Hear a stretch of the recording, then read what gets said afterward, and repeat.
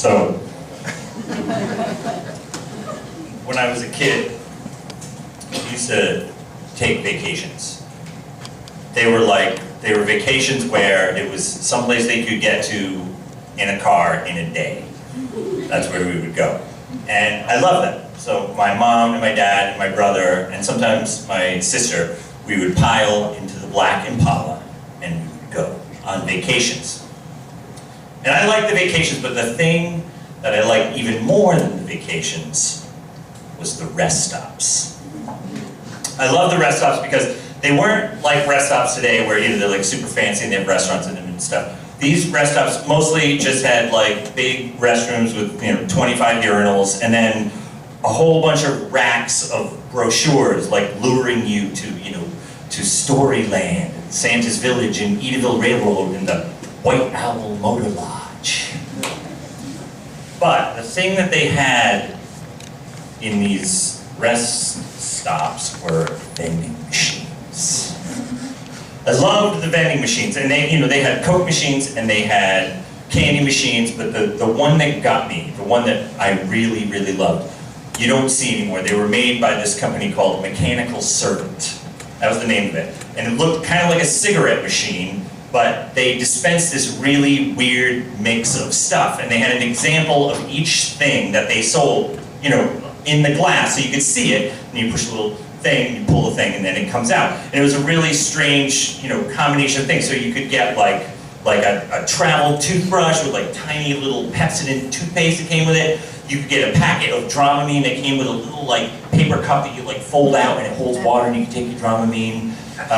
They would have like, like a plastic comb, that kind of thing. And then like a little mini keychain flashlight, or like, and I love this, like emergency poncho, it's like a garbage bag with a hood. Like that was one of the things. But then also like really weird stuff, like you could get, like sometimes they would have dice. Like I don't know what the road emergency where you needed dice was, but dice was a thing you could get, like a magnifying glass. And there was always one product where they didn't have an actual product, just a little sign, and it just said, adult novelty. And then there was another one that said, feminine product, right?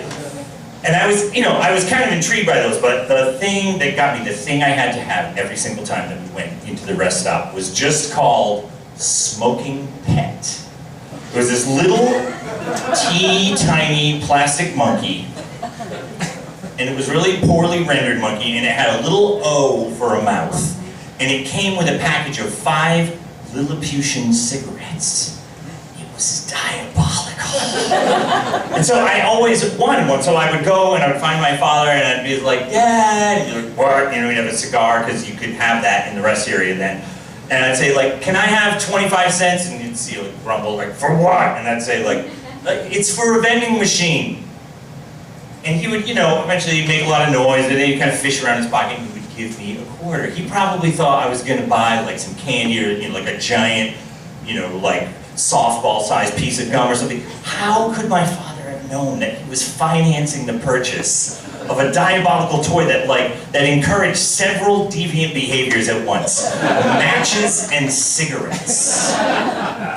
But I didn't care about duping my dad, because when I got to the machine, I put that quarter in, and I pulled the lever, just like the kind they have set on cigarette machines, and it bottomed out with that pleasing, like, chunk sound, right? And then the little white box with the Mechanical Servant's logo appeared in the chute. It was all I could think about for the next 3 or 4 days.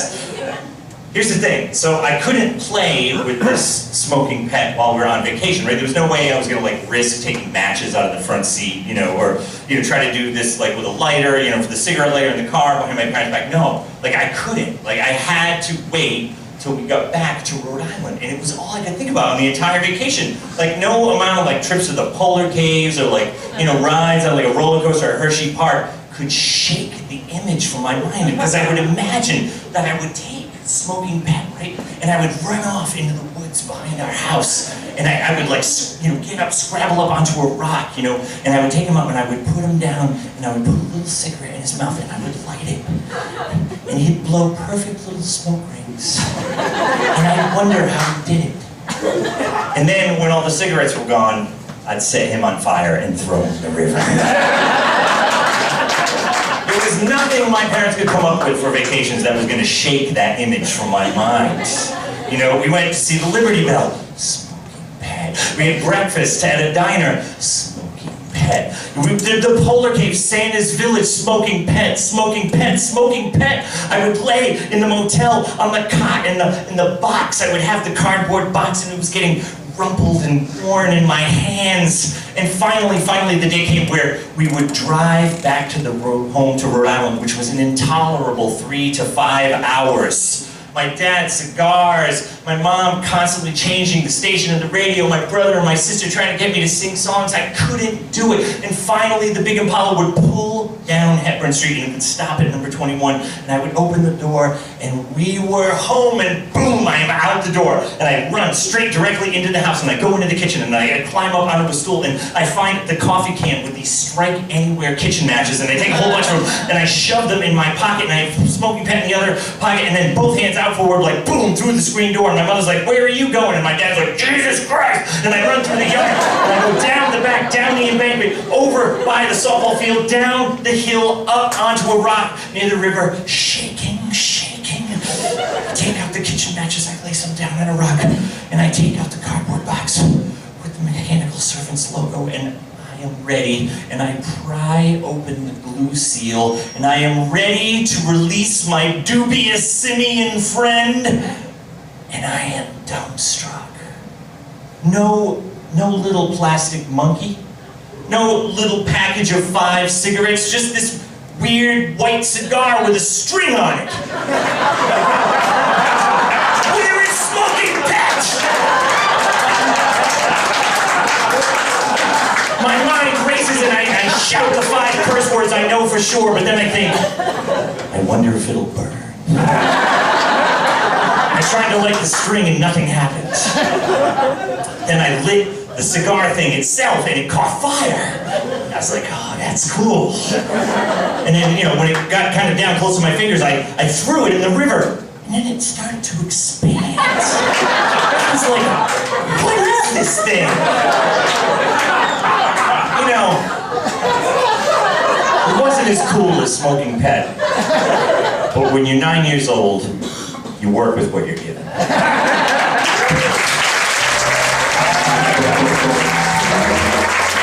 So I think I have Smoking Pet somewhere. Do I have one?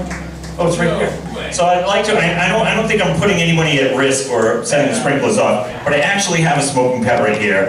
And I know I built it up a lot, but it's gonna blow your mind. So I think I'd like to just take a moment and show you how incredibly cool the people in China are for making this.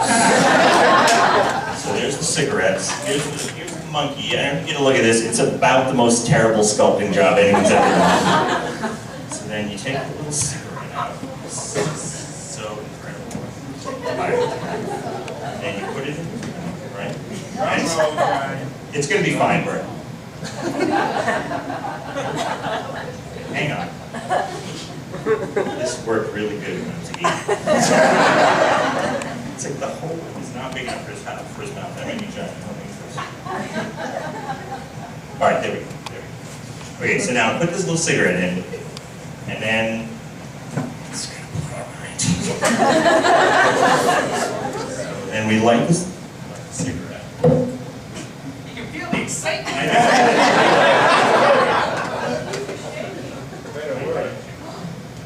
Just watch. Just watch. Come. Come on, you fuck.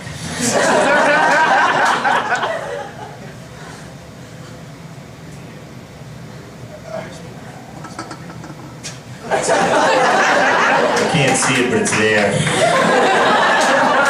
Listen, after the show, I'll demonstrate this to you, okay? Thanks a lot.